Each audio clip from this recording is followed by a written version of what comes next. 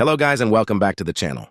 In today's video, I'm going to show you how to change visibility in the Upwork app step by step.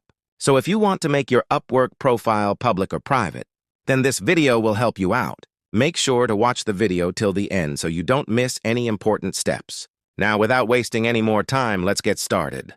First of all, go to the App Store or Google Play Store and in the search bar type Upwork. Make sure that the Upwork app is updated to the latest version because some settings may not appear correctly on older versions of the app.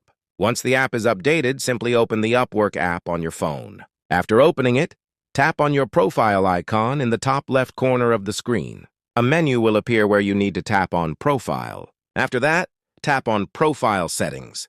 Here, you will find the visibility option for your Upwork profile. You can simply change it to public if you want clients to find and view your profile, or set it to private if you want to hide your profile visibility. And that's it. This is how you can easily change visibility settings in the Upwork app. I hope this video helped you.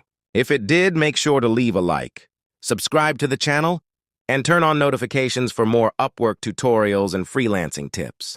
Thanks for watching, and I'll see you in the next video.